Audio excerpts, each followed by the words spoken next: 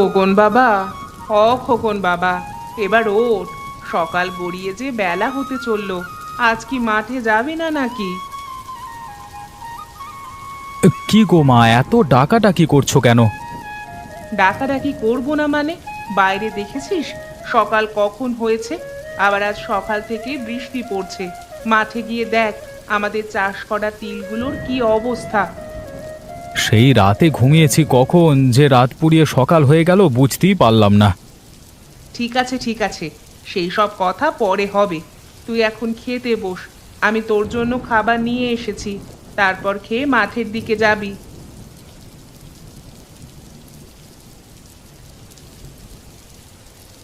মা, আজকে একটা তোমাকে কথা বলবো। হ্যাঁ রে বাবা, বল না কি বলবি। দেখছো তো আজকে বাইরে সকাল থেকে বৃষ্টি পড়ছে, তাহলে আজকে আমার মাঠে যেতেই হবে। আজকে না আমার মাঠে যাওয়ার একটু ইচ্ছে হচ্ছে না। না বাবা, তা বললে হবে? তোর বাবা মারা যাওয়ার পর তুই এই জমিটাতে চাষবাস করছিস, আর এই চাষবাস করেই আমাদের সংসারটা চলে। আর তুই যদি ঠিক মতো ফসলগুলোকে না দেখিস, তাহলে সেগুলো তো পচে যাবে। আর সেগুলো পচে গেলে তো আমরা একটিও তিল বিক্রি করতে পারবো না। ঠিক আছে মা, তাহলে আমি একবার মাঠে গিয়ে দেখেই চলে আসবো। আচ্ছা বাবা, তাই করিস। আমার তো মনে হচ্ছে যে সকাল থেকে এত বৃষ্টি পড়ছে, গোটা জমিটা হয়তো জলে পরিপূর্ণ হয়ে যাবে। এবারে হয়তো আমরা একটিও তিল বিক্রি করতে পারবো না। মা, আমার খাওয়া শেষ। তুমি বরং ঘরের কোণ থেকে ছাতাটা এনে দাও আমাকে। আমি একবার মাঠ থেকে ঘুরে আসি, দেখে আসি জমিটার কি অবস্থা। এই নে তোর ছাতা, আর সাবধানে যাস। বাইরে কিন্তু প্রচুর ঝড় বৃষ্টি হচ্ছে। ঠিক আছে মা, আমি আসছি। আর তুমি অত চিন্তা করো না। গেনে, আরে ও গেনে, তোমার খাবার বাড়া হলো? যদি তোমার হয়ে যায় তাহলে আমাকে একটু খেতে দাও, বড্ড খিদে পেয়েছে। এই তো গো, তোমার জন্য খাবার নিয়ে চলে এসেছি। এবার তুমি খেতে বসো। হ্যাঁ গো গিন্নি, তাড়াতাড়ি দাও। এই তো তোমার খাবার, এবার তাড়াতাড়ি খেয়ে নাও। খেয়ে দোকানের দিকে যাও তো দেখি। গিন্নি, আজকে তোমাকে একটা কথা বলবো। হ্যাঁ গো, বলো না তুমি কি বলবে। এই বৃষ্টির দিনে আজকে দোকানে যেতে ইচ্ছে করছে না। আজকে বাড়িতে বসেই তোমার সাথে একটু গল্প করি না? ঠিক আছে, তাহলে আজ তোমাকে দোকানে যেতে হবে না, কিন্তু তোমাকে একবার বাজারের দিকে যেতেই হবে। কেন গো গিন্নি, আবার বাজারের দিকে যেতে হবে? হ্যাঁ গো, তোমাকে বাজারের দিকে আজ যেতেই হবে। বাড়িতে আর সেই রকম মশলাপাতি আর কাঁচা সবজি নেই। যা ছিল তা এখনই রান্না করে ফেলেছি, আর রাতে খাওয়ার মতো কিছুই নেই। ঠিক আছে গিন্নি, আমার খাওয়া শেষ। তুমি ঘরের কোণ থেকে বাজারের ব্যাগ আর ছাতাটা দিয়ে যাও। আমি বাজারে গিয়ে কাঁচা সবজি আর মশলাপাতি কিনে আনছি। এই নাও তোমার ছাতা আর ব্যাগ, আর এই ফর্দ। এটা দেখে দেখে সমস্ত কিছু বাজার থেকে নিয়ে আসবে। ঠিক আছে গিন্নি, তুমি নিশ্চিন্তে থেকো। আমি এই দেখো সমস্ত কিছু বাজার করে নিয়ে আসবো। ঠিক আছে, তুমি এখন সাবধানে যেও। বাইরে কিন্তু প্রচুর ঝড় বৃষ্টি হচ্ছে। ঠিক আছে গিন্নি, আমি এখন আসছি, তুমি সাবধানে থেকো কেমন?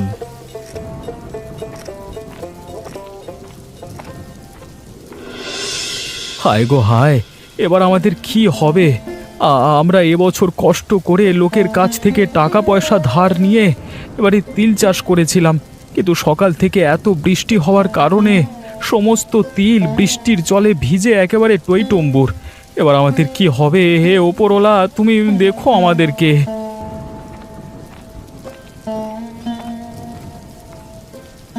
আরে খোকন, কি হলো রে? তুই এমন ভাবে হা হুতাশ করছিস কেন? দেখো না দীপকদা, আজকে সকাল থেকে বৃষ্টি হওয়ার কারণে আমাদের চাষ করা সমস্ত তিল কেমন যেন জলে ডুবে গেছে।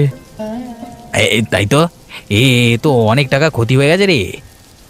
হ্যাঁ গো দীপকদা, আমাদের অনেক টাকাই ক্ষতি হয়েছে। একে তো আমরা লোকের কাছ থেকে ধার নিয়েছি, তার উপর চাষ করেছি, অপরদিকে সমস্ত ফসল নষ্ট হয়ে গেল। এবার আমরা কি করে লোকের পয়সা শোধ করব? দেখ খোকন, কেঁদে আর লাভ নেই, যা হবার হয়ে গেছে। তুই তো আর কিছু করতে পারবি না। সরকার যদি আগে থেকে সতর্ক বার্তা দিয়ে দিত তাহলে আর এমন অবস্থা হতো না। তাহলে এখন কি করব দীপকদা, তুমি কিছু বলে দাও। খোকন, তুই এখন বাড়ি যা, গিয়ে তুই তোর মাকে সমস্ত কিছু খুলে বল। তোর মা কি বলে দেখ, তারপর তুই সিদ্ধান্ত নিবি যে তুই কি করবি। ঠিক আছে দীপকদা, তাহলে আমি বাড়িতে যাচ্ছি। হ্যাঁ রে খোকন, তুই বাড়ি যা। এই বৃষ্টির মধ্যে ভিজে নিজের শরীর খারাপ করিস না। আর আমিও বাড়ির দিকে যাই।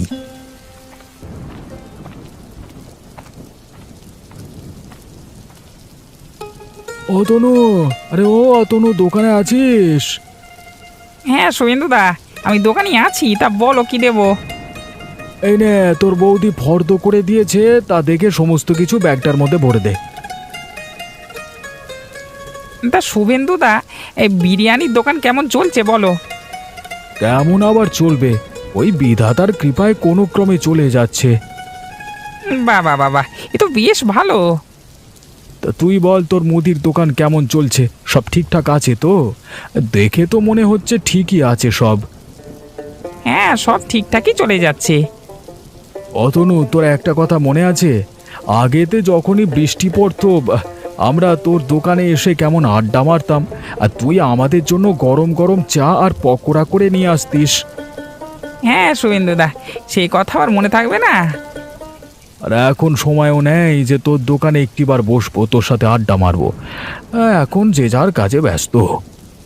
হ্যাঁ, যতদিন যাচ্ছে আমাদের উপর পরিবারের দায়িত্বটাও ততই বেড়ে চলেছে। হ্যাঁ, তুই ঠিকই বলেছিস। আর কি বা করবি, বড় হয়েছিস, পরিবারের দায়িত্ব তো নিতে হবেই। শুভেন্দুদা, তোমার সমস্তই ব্যাগের মধ্যে ভরে দিয়েছি। কত টাকা হয়েছে রে অতনু? ওই 20 টাকা হয়েছে। এই নে তোর টাকা। আমি এখন আসছি রে, তোর বৌদি আবার ওদিকে আমার জন্য অপেক্ষা করে আছে। ঠিক আছে ঠিক আছে, তুমি যাও।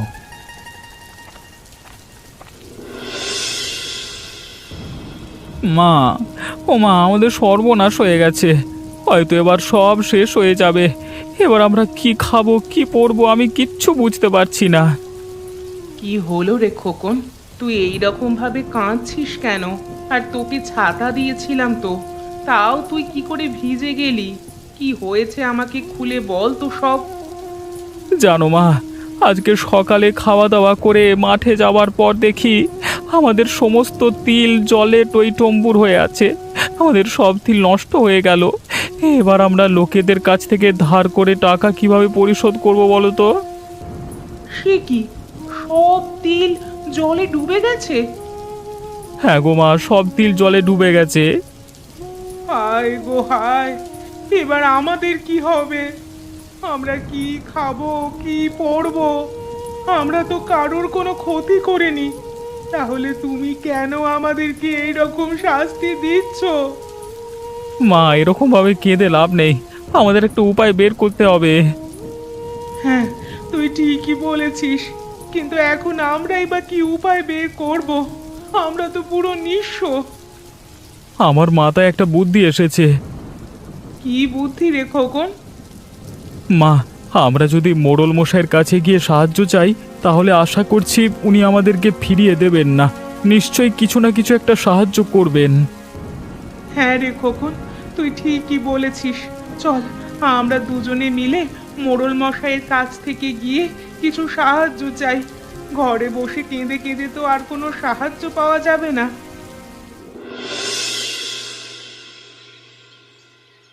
মোড়ল মশাই, মোড়ল মশাই বাড়িতে আছেন? আপনার সাথে কথা ছিল। আরে খোকন যে, তা বলো আমাদের বাড়িতে সময় কি মনে করে? মোড়ল মশাই, আমাদের সব শেষ হয়ে গেল গো। এবার আমরা কি খাবো, কি পরবো, আমরা কিচ্ছু জানি না। আরে খোকন, কি হয়েছে বলো তো? তোমার মা এরকম ভাবে কান্নাকাটি করছে কেন, কিছু হয়েছে কি? আমাদের সব শেষ হয়ে গেছে বাবু। আরে কি হয়েছে সেটা তো ভালো করে বলো, এভাবে কাঁদলে তো আমি কোনো উপায় বের করতে পারবো না। তা কি হয়েছে খুলে বলো। মোড়ল মশাই, আমার বাবা মারা যাওয়ার পর আপনি আমাদের যে জমিটা দিয়েছিলেন, সেই জমিটাতে আমরা লোকের থেকে টাকা ধার নিয়ে তিলের চাষ করেছিলাম, কিন্তু এই বৃষ্টির জন্য আমাদের সমস্ত তিল নষ্ট হয়ে যায়। এবার আপনি বলুন, আমরা লোকেদের টাকা কিভাবে পরিশোধ করব? তাই আপনার কাছে একটু সাহায্য চাইতে আসলাম। আপনি যদি কিছু সাহায্য করেন তাহলে আমরা আপনার কাছে চিরকৃতজ্ঞ থাকব। ও আচ্ছা, এই ব্যাপার। তোমরা বরং এই চাষবাসের কাজটা ছেড়ে দাও। আমি তোমাদেরকে একটা দোকান দিচ্ছি, সেই দোকানে তোমরা খাবার বিক্রি করো। এর থেকে যা আয় হবে তার থেকে কিছু কিছু টাকা যাদের থেকে ধার নিয়েছিলে তাদেরকে শোধ করবে।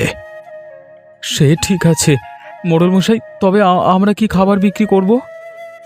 সেটা তো আমি বলতে পারবো না, তবে তুমি তোমার মাকে জিজ্ঞাসা করো যে তোমার মা কি ভালো রান্না করতে পারে।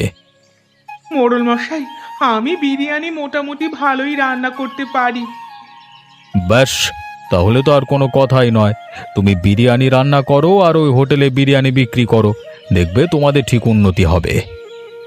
ঠিক আছে মোড়ল মশাই, তাহলে আমরা এখন আসছি। আর আপনি আমাদের এত সাহায্য করলেন, এই দিন আপনাকে কখনোই শোধ করতে পারবো না আমরা। হ্যাঁ হ্যাঁ, তোমরা যাও।